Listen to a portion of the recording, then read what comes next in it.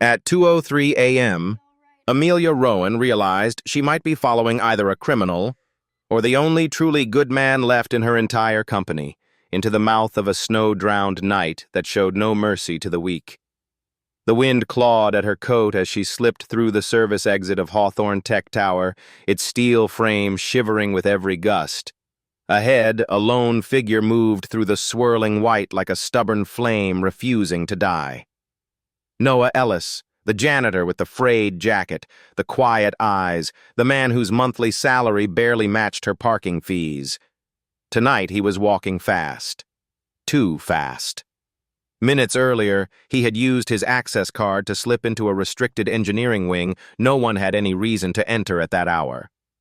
Every instinct in her sharpened. Suspicion, duty, and something quieter pulsing underneath. A faint ache she hadn't named and didn't want to. She kept her distance as he headed toward the city's forgotten edge, past shuttered shops, broken sidewalks, and streets no executive ever walked.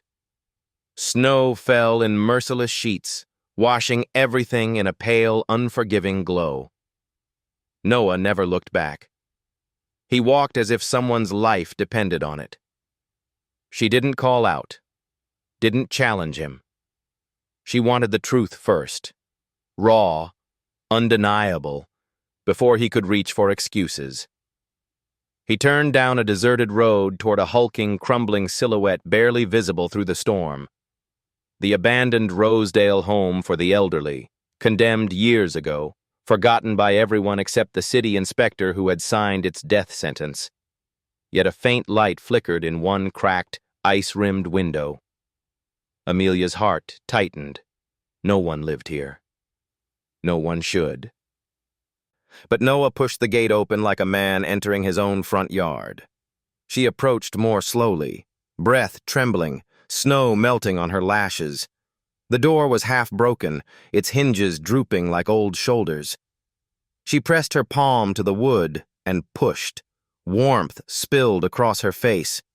She froze. Inside, under makeshift lanterns and patched blankets, were 7 elderly people, fragile silhouettes gathered in the ruins as if clinging to the last warm corner of a dying world. A woman with silver hair rocked gently, murmuring to invisible children. A former professor tried to write on a yellowed notepad despite his shaking hands. A carpenter polished a carved wooden soldier with devout concentration. A retired Navy seaman stared at the door, eyes red from nights without sleep. A half-blind painter made careful strokes in the empty air, painting a canvas he could no longer see. Among them moved Noah. He knelt, checked pulses, adjusted blankets, repaired what looked beyond repair. He unpacked soup carefully stored in old glass jars, tested foreheads with gentle fingers, wrapped a worn scarf around the professor's neck. He bent over a rattling heater, coaxing it back to life with spare metal parts she recognized from the restricted engineering room. He did not look like someone who stole. He looked like someone the world had thrown away, carrying others the world had thrown away before him. The elderly woman stirred when she caught his voice. "Jacob," she whispered, reaching into the air. Noah moved immediately, taking her hand with a tenderness that made Amelia's spine go rigid. "No, Nana," he said softly. "I'm not Jacob. But I'm here." Something inside Amelia tilted off its axis. It felt like realizing that the door she'd long ago shut on her own humanity had never actually latched. She had just stopped touching it. Her foot brushed a loose piece of plaster. It snapped under her boot with a sharp crack. Noah spun, eyes widening when he saw her silhouette framed in the doorway, snow still clinging to the shoulders of her coat. "Ms. Rowan?" His voice was soft but startled. "Why are you here?" She forced her chin up. "Why are you here, Noah? In a condemned building, with parts taken from my company." "I didn't steal them," he said quietly. "I borrowed what I needed." "For what purpose?" He looked past her, to the elders huddled under blankets. to keep them alive. Her gaze traveled slowly across the room. The painter's fingers trembled. The professor's head sagged with exhaustion. The sailor's hands shook as he tried to hide his fear. "This place is dangerous," she said. "You can't hide 7 people here." "I didn't hide them." Noah's voice was steady, but there was a current beneath it. "The city threw them away. I just refused to let them freeze." Nana's hand closed clumsily around Amelia's sleeve. Her cloudy eyes searched a face she could not fully see. "Sweetheart," she asked, "are you a bad person?" The question hit harder than any boardroom accusation ever had. Amelia swallowed. Her voice felt thin in her own ears. "No," she whispered. I don't want to be." Noah exhaled slowly. "You came because you thought I was stealing," he said. "But all I've done is try to help people who have nobody." There was no defense she could summon that didn't feel hollow. She was the youngest CEO Hawthorne Tech had ever appointed, commander of budgets that could alter skylines, leader of engineers who dreamed in algorithms and scale. And here, in a condemned ruin, a janitor had done something she had never even thought to do. He had chosen compassion without permission, without recognition, without reward. "I won't report you," she said quietly. "But this can't continue like this." "I know," he answered. "But until something better exists, this is all we have." He turned back to the painter, gently placing a real brush into the man's hand so he could continue painting his unseen galaxies. Amelia stepped backward, breath unsteady, chest tight with an unfamiliar weight. At the threshold, she looked back one last time. Noah was kneeling beside a sleeping veteran, adjusting the blanket with a reverence she had never seen anyone use for another person. "I run a $70 billion company," she thought. "And I've never helped anyone the way he just did." She stepped into the storm, wind clawing at her face, snow stabbing at her eyes, and began the long walk back to the tower, carrying for the first time a guilt so deep it felt less like accusation and more like the first crack of light.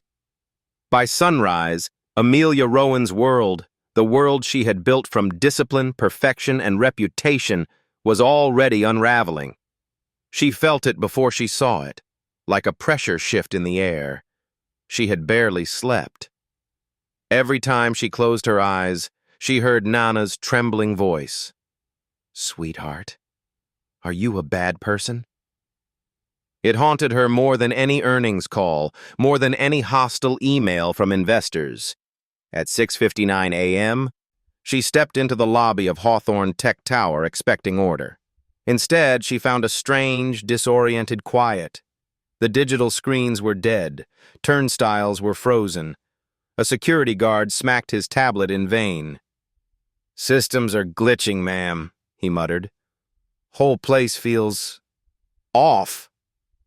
Her access card didn't beep. It didn't even blink. Just silence. She took the stairs, passing clusters of anxious employees. On the 30th floor, someone cursed at a dead server. On the 31st, a developer shouted that the network was down. By the time she reached the 47th floor, dread had coiled into a hard knot beneath her ribs. The executive engineering bay was chaos. Screens pulsed with red warnings. Error codes crawled across the system wall like veins of infection. Developers spoke in clipped, panicked phrases. Whiteboards were covered in frantic calculations and arrows.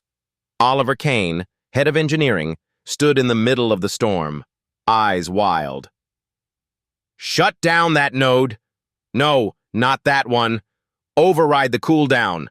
Why is the backup cluster offline? Answer me." When he saw Amelia, he straightened quickly, trying to arrange his features into something like control. "Amelia," he said, voice strained, "we're experiencing something unprecedented." "How unprecedented?" Her tone was calm, but it cost her. Critical systems are failing. Cooling in the server room is seconds from catastrophic. Environmental controls are locking floors at sub-zero temperatures. Clients can't connect to our APIs. It looks like a coordinated attack. Root cause? We're still searching. Too fast, too defensive. His eyes kept darting toward a side monitor. As if terrified she might look closer. Board members arrived in a flurry of expensive coats and rising panic. One shouted about stock prices. Another demanded immediate answers. A third murmured the word sabotage. They turned to Amelia, expecting her to produce order from chaos, to explain how a billion-dollar tower could fail before breakfast. For a heartbeat, the room spun. Then she saw someone in her mind. Not Caroline, not Oliver, not the board. Noah. Kneeling in the dark beside an old man, coaxing heat from broken metal with bare hands. A man who saw what others missed, who fixed what others ignored, who did the right thing when no one was watching. "Bring Noah Ellis," Amelia said. The room stilled. Oliver stared at her. "The janitor? He understands our infrastructure better than you think." "This is absurd," Oliver snapped. "My engineers are failing," she replied evenly. "Get him." The chairman, who had just arrived, watched her for a moment and then nodded. "Do as she says." Minutes later, Noah stepped into the chaos, still wearing his faded blue uniform, hair damp, gaze steady. He took in the red screens, the frantic engineers, the board members hovering like vultures. Then he walked straight to the system wall. "What happened?" he asked. Amelia gestured toward the errors. "Everything." Noah studied the logs, his eyes moving quickly, tracking patterns through the noise. He leaned closer, brow furrowing, fingers hovering over the keys with a familiarity that surprised everyone but her. "This isn't random," he murmured, "and it's not a standard attack." Oliver folded his arms. "And how would you know that?" Noah didn't look away from the screen. "Because whoever did this knows the infrastructure intimately. Look here, the cooling system didn't break. It was told to shut down by a masked command. And this cascade, each failure triggers the next, so your team keeps chasing the wrong thing." He typed a sequence that slid past layers none of the senior engineers had even opened. "I can isolate the intrusion," he said, "and reverse the cascade." "How long?" Amelia asked. 30 minutes. "Do it." Watching him work felt like watching a surgeon operate without hesitation. He moved between raw logs and hidden scripts, tracing every phantom signal back to its source. He restored autonomy to the cooling system, neutralized disguised overrides, rerouted power away from the freezing zones. 10 minutes. Partial stabilization. 19. Server temperatures falling. 25. Clients reconnecting. 30. The last red error blinked out. Silence fell, heavy, stunned. Lights returned to their usual hum. Screens glowed blue and green. The frantic shouts dissolved into a shocked, fragile quiet.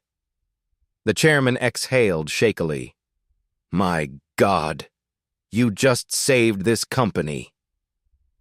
Noah stepped back, breathing slow, hands steady.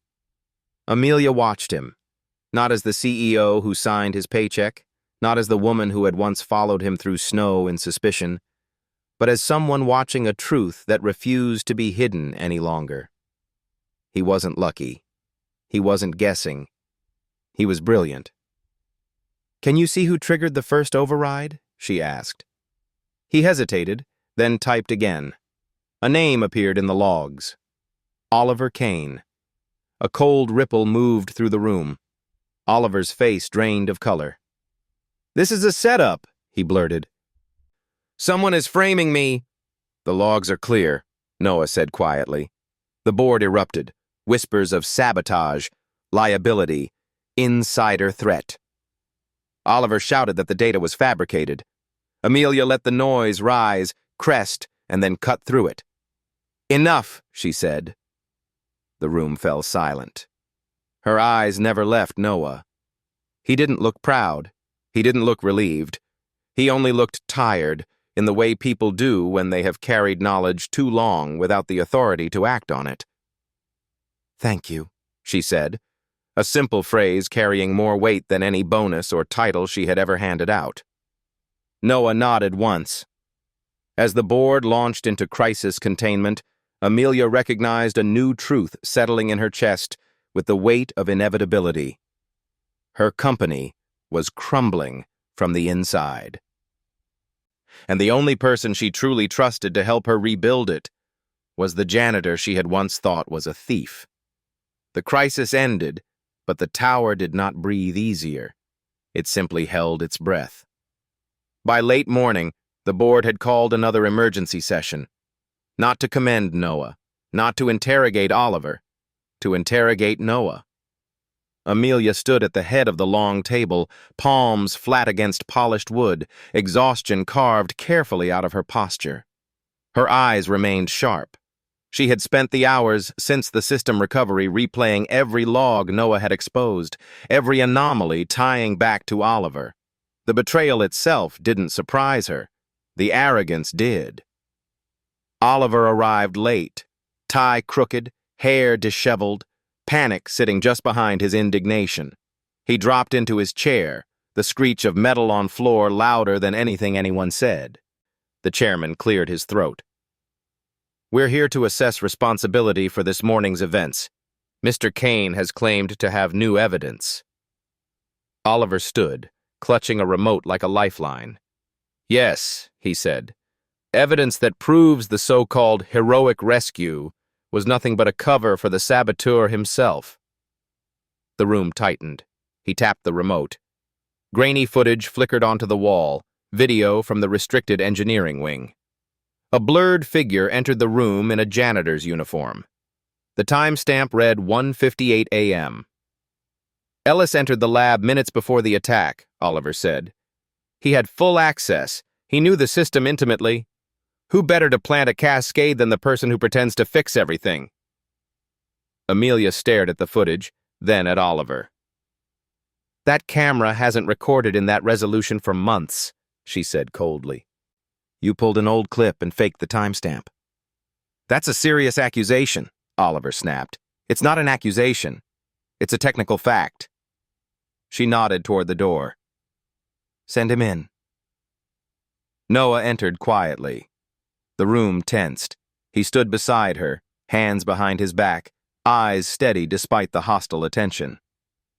"Mr. Ellis," the chairman said, "can you pull the true access logs for that camera?"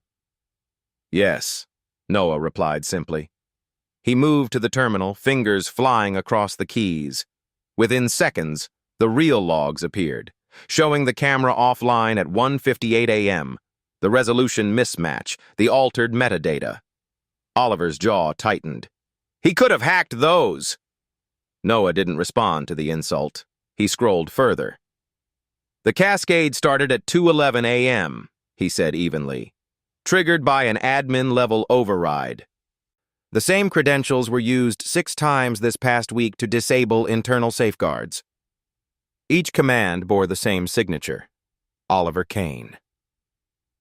The room sank into a heavy, stunned silence. "That's not possible," Oliver yelled. "Someone cloned my access."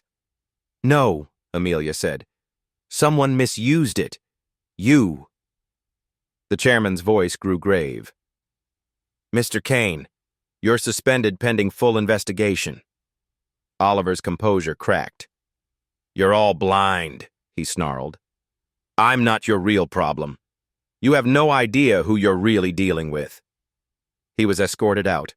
His last words didn't feel like empty spite. They felt like a warning. The board buzzed. Fear, relief, and uncertainty tangled together. But Amelia didn't celebrate. If Oliver had been willing to manipulate footage and sabotage systems, someone had given him both motive and cover. He was not the disease. He was a symptom. When the room emptied, only Noah remained. "You know this doesn't end with him," he said quietly. "Yes," she answered. "And whoever sits above him is careful, calculated, and very certain of their own power." Noah nodded. The cascade was too elegant for Oliver. He doesn't write like that. She gave a humorless half-smile. "You can tell a saboteur by their code. You can tell a person by what they break, and how." The truth of that lodged inside her. Silence settled between them. Not awkward, simply heavy with a shared understanding. "You fought for me in there," he added softly. "You deserved to be fought for. No one said that to me in a long time." She wanted to ask why, to ask what life had carved into him before he became the quiet man sweeping floors at midnight and saving forgotten souls at 2 a.m. But this wasn't the moment. "We're not finished," she said instead. "Whoever is behind this won't stop." "Then we won't either," he replied. Something shifted between them, something like a bridge made of fragile, untested trust. For the first time in her career, she didn't feel alone standing against the storm. She suspected the next one would be worse. The snow had stopped by the time she returned to her office, but the world beyond the glass still glowed with the harsh white of unfinished storms. Below, the city moved with its usual indifference, taxis honking, steam rising from vents, but everything felt altered, as if Hawthorne Tech's internal fracture had warped the skyline. She dropped into her chair, elbows on the desk, fingertips pressed to her temples. Oliver's suspension should have brought relief. Instead, it opened more questions. Someone had designed the attack. Someone with access, intelligence, and enough coldness to risk thousands of jobs and lives for their own gain. A soft knock pulled her out of her thoughts. Noah stepped inside with a thin folder held carefully, almost reluctantly, in his hands. "I went through last month's internal memos," he said. "Cross-referenced them with maintenance logs and the public financial reports. I think you should see this." He set the folder on her desk and stepped back. Inside were invoices, dozens of them, all approved by the same person. Caroline Voss, Chief Financial Officer. A woman whose charm could light up a boardroom and whose ambition could hollow it out. At first, the invoices looked ordinary. Software testing, server upgrades, consulting fees. But the amounts were too large. The descriptions too vague. The approvals too perfectly aligned. At the bottom of the stack sat a transfer to an unregistered special project fund, signed only by Caroline. "She rerouted money," Noah said. "She needed the system to fail so she could blame someone else when those numbers surfaced. The outage wasn't meant to destroy the company, just to embarrass you. Enough to make the board doubt your leadership."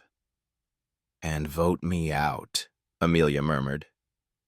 He nodded. "She steps in as interim CEO. Strong financial mind, balanced, practical, the investor favorite." Amelia leaned back, staring at the ceiling. She had always known Caroline was sharp, ruthless even, but this was beyond deep ambition. This was appetite sharpened into a weapon. Her phone buzzed. 3 notifications at once. One from legal, one from the city's Department of Housing, one from Public Relations. She opened the housing message first. Her stomach dropped.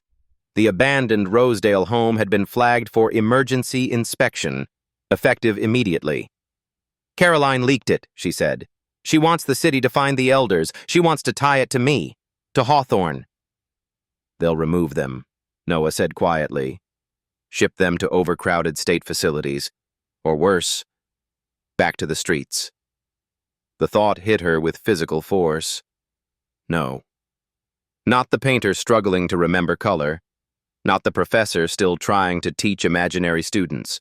Not the old sailor whispering prayers through the night. Not Nana, who asked strangers if they were good people and believed them when they whispered yes, not Noah's people. "No one is taking them," Amelia said. The certainty in her own voice startled her. It seemed to startle him too. "What are you planning?" he asked. "What I should have done the moment I stepped through that door," she replied. "Fight for them." She grabbed her coat. In the hallway, he caught up. "I don't want to lose them," he admitted, voice low.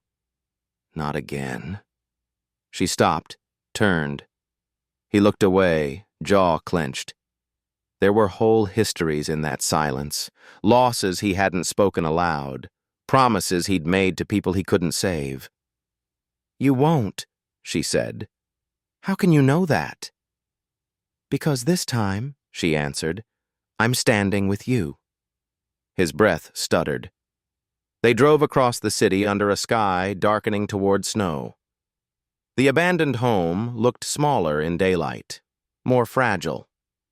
7 elders waited inside, unaware of the storm closing in, not the one in the clouds, but the one in the offices and inboxes and polished glass towers. The frail woman tugged Noah's sleeve when he walked in. "Are they here to take us away?" she whispered. "No, Nana," he said. "No one's taking you anywhere." Amelia walked among them, hands brushing blankets, tightening scarves, kneeling beside the professor who tried to explain a theorem he couldn't quite recall. It was here, not in the 47th floor boardroom, that she felt the full weight and possibility of who she could be. This wasn't charity. It was responsibility. She delayed the inspection through every legal and civic favor she could call, buying time, but not safety. By midnight, she was still there, coaxing tea into cold hands, helping Noah patch a cracked window with plastic sheeting, listening to stories of a world that had forgotten them long before she was born. "You didn't have to stay," Noah said quietly as they adjusted the last lantern. "Yes," she answered, looking around the room. "I did." The air hummed with 7 fragile heartbeats and one steady, quiet presence beside her. Power meant nothing if it never touched places like this. Success meant nothing if it never warmed people like them. And she had never felt more human in her life. "We'll find a way," she said. Noah's eyes softened. "I want to believe that." "Then start here," she whispered. "Believe me." He held her gaze for a moment that lasted longer than it should have. "Okay," he said finally. Together they turned back to the elders, unaware that somewhere across the city, Caroline Voss was already preparing her next move. The next morning crawled in under a low, gray sky. For 48 hours, Amelia lived in 2 worlds. By day, she stood under fluorescent lights and glass ceilings, navigating meetings, lawyers, and anxious investors.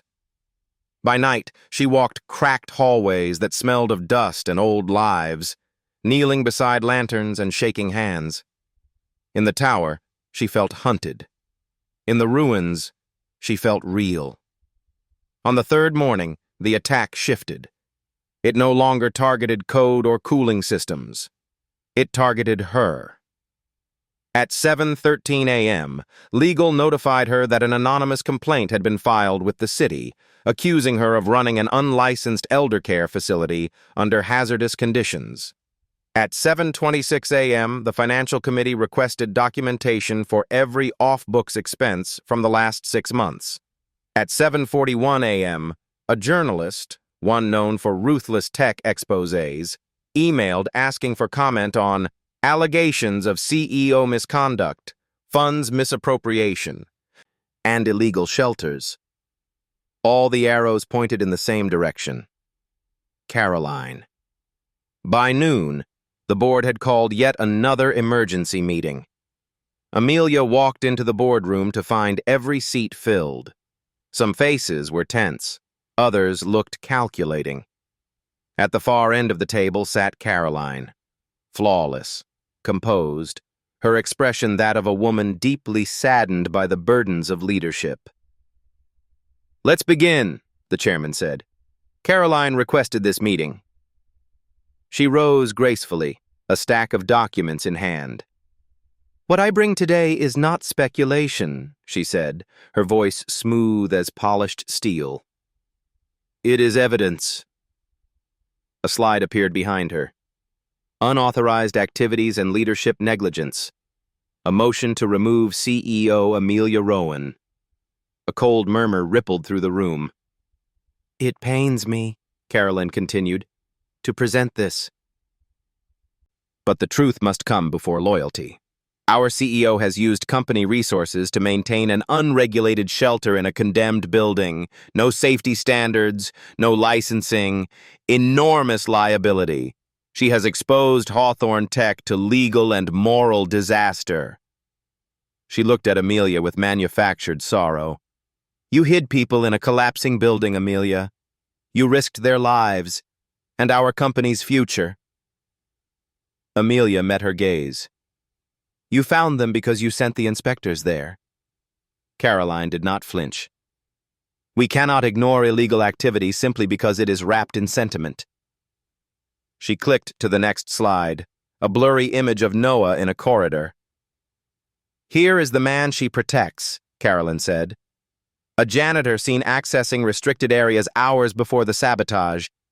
I fear Ms. Rowan has not only misused our funds, but also shielded the very person responsible for endangering us." She turned to the board. "For the sake of Hawthorne Tech, for our shareholders, for every employee who depends on this place, we must remove her." The chairman looked to Amelia. "Your response?" She rose slowly. Anger lived in her chest, but it was a quiet, clean anger now, no longer tangled with guilt. "You're right about one thing," she said. "I have been helping people. I've brought food, heat, blankets, not because it's convenient, because they were left to die." She stepped toward the screen, past the blurred image of Noah. "But everything else you just showed them is a lie." She nodded once. The door opened. Noah walked in. He carried a small, encrypted drive, his shoulders squared, his expression calm. Caroline's poise flickered. "Mr. Ellis," the chairman said, "do you have something to present?" "Yes," he replied. He plugged in the drive and opened the files they had prepared through sleepless nights. System logs, transaction trails, access chains, and one document Caroline could never have predicted: Noah's private technical journal. He spoke simply, clearly. 3 months ago, the first system intrusion test was run under Ms. Voss's credentials. She simulated the collapse and disabled safeguards. Over the next weeks, she used Oliver Kane's access as cover, enough to blame him if anything went wrong. She rerouted nearly $5 million into an unregistered account labeled Special Project. He clicked through entries, each one tying another thread back to Caroline. "This wasn't an accident," Noah finished quietly. "It was a plan." Caroline stood abruptly. "Forged," she hissed. "All of it." "No," Amelia said. "Just finely visible." Before Caroline could answer, a soft sound came from the door. 7 fragile figures stepped into the boardroom, escorted by 2 young employees whom Amelia trusted. The elders. Nana clung to the painter's arm. The professor leaned heavily on the carpenter. The old sailor stood straight, despite the tremor in his knees. Executives fell silent. Amelia met them halfway. "You don't have to do this," she whispered. But they had insisted. Nana stepped forward first, fingers gripping the edge of the table. Her voice shook, but her words didn't. "Amelia didn't hide us," she said. "She found us, when no one else did." The professor lifted his chin. "They put us somewhere to be forgotten. She brought us blankets, heat, names. She reminded us we still exist." The carpenter held up a small, carved flower. She gave us hope. And when the storm came, she didn't leave. The painter's voice was barely audible. She turned the lights back on. The retired Navy seaman saluted her with a trembling hand. "You can question her leadership," he said, "but not her heart." Through the glass walls, the city glittered, indifferent. Inside, 7 forgotten lives had just redefined the meaning of power. Caroline tried once more. "This is emotional manipulation." "No," the chairman cut in, his voice low. "This is what your numbers never measured." He turned to Caroline. "You are suspended pending full investigation into these allegations and financial irregularities, effective immediately." For the first time, her composure truly cracked. "You think this changes anything?" she whispered to Amelia. "The city will still shut that place down. You can't save everyone." "No," Amelia answered quietly, "but I can save the ones in front of me." When Caroline left, with security at her side, the room felt lighter and heavier at once. The chairman faced Amelia. "You will remain as CEO," he said. "And as of today, Hawthorne Tech will be formally involved in creating a legal, safe facility for these residents, under your oversight." Relief flooded her, but it came laced with something deeper. Gratitude, humility, a sense of responsibility that felt less like a burden and more like a calling. Noah met her eyes. "You did it," he said softly. "We did it," she replied.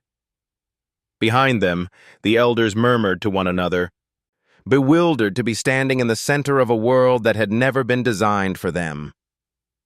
In the gleaming heart of a tech empire, 7 forgotten lives and 1 quiet janitor had just changed everything. Winter loosened its hold slowly, not with a sudden thaw, but through small mercies. Wind that cut a little less sharply, snow that fell in lace instead of armor, sunlight that lingered a little longer each afternoon. A month passed. Caroline Voss was gone, her accounts frozen, her name whispered now only in legal departments and hushed board conversations. Oliver resigned quietly and disappeared from the building without farewell. Hawthorne Tech kept moving, servers humming, products shipping, markets reacting, but under its skin, something had shifted. Compassion had entered its vocabulary. The truest reconstruction, however, happened on the edge of the city. The renovated brick building stood where an old warehouse once gathered dust. Now, above its wide wooden doors, a new name was etched into the grain. Haven House Home. Refuge. Light. Amelia stepped inside, a folder tucked under her arm, more from habit than necessity. She wasn't inspecting an asset. She was visiting something closer to a promise. Warmth wrapped around her, the gentle hum of working heaters, the soft glow of amber lights, the low murmur of voices. Rugs lined the floors. Shelves were filled with books the professor loved to rearrange. A long table held watercolor palettes and canvases for the painter. In the back courtyard, a small wooden fence surrounded soil waiting for spring flowers, the carpenter's ongoing project. Nana sat in a cushioned chair by the window, knitting with careful fingers, occasionally pausing to smile at anyone who passed. The retired sailor was sharing stories with 2 volunteers, each tale embellished with just enough bravado to keep them wide-eyed. And in the center of it all stood Noah. He was adjusting a thermostat when he saw her, a quiet smile flickering across his face. "You're early," he said. "I wanted to check the heating system," she replied. They both knew she didn't come for the vents. "How are they?" she asked, glancing around. "Better," he said. "The professor is planning a class this afternoon.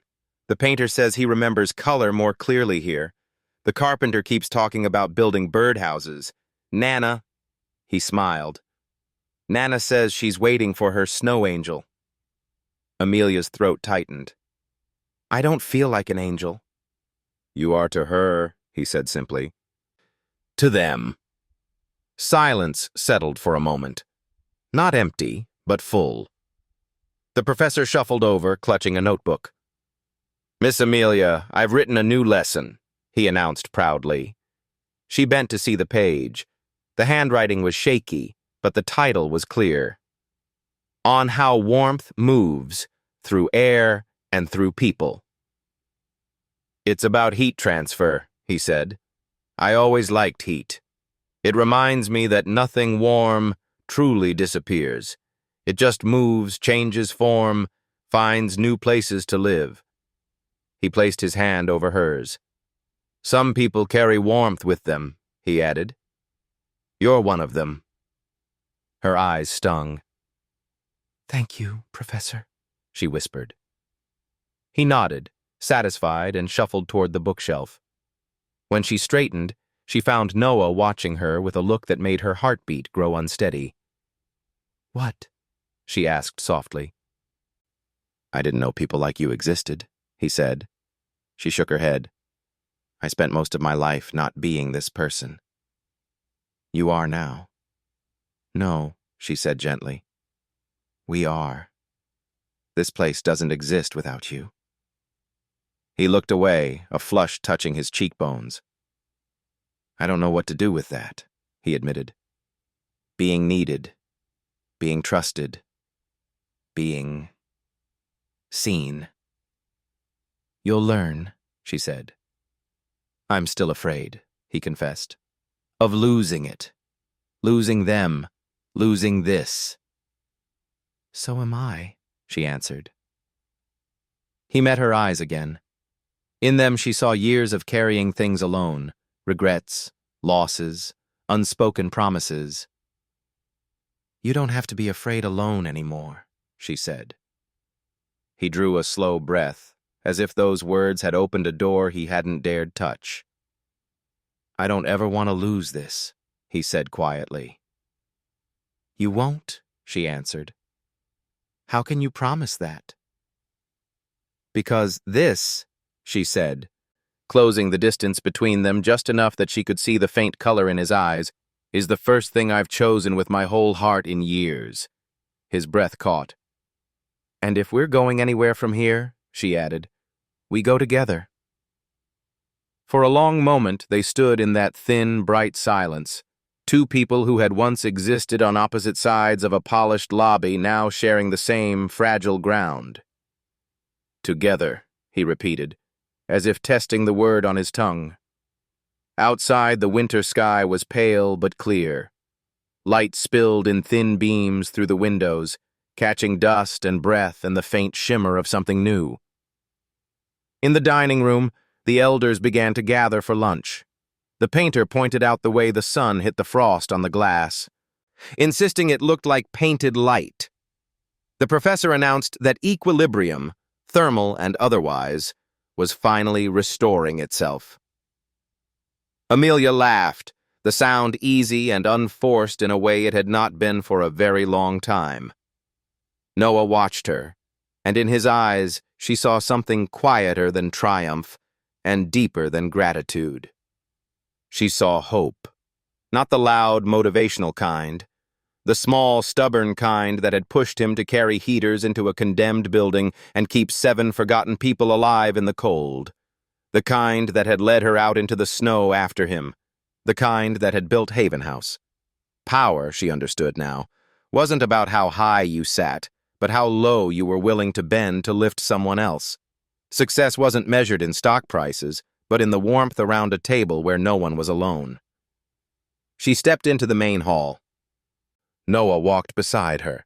At one end of the room, Nana looked up and clapped her hands softly. There you are, she said. My snow angel, and my boy who never leaves. Noah's eyes flickered. Amelia squeezed his hand once, quickly, almost shyly. He squeezed back, and in that simple, unremarkable gesture something permanent settled between them, Not a declaration, not a dramatic promise, but something quieter and stronger. A shared life's direction. The winter sun flared a fraction brighter through the window. Haven House, once an empty shell, now pulsed with breath, laughter, gentle arguments, and the soft, steady work of healing. A CEO who had learned how to be human. A janitor who had always known what mattered. 7 elders who refused to vanish quietly. And a future that, for the first time, didn't feel like a battlefield or a test, but like a home they would keep building together.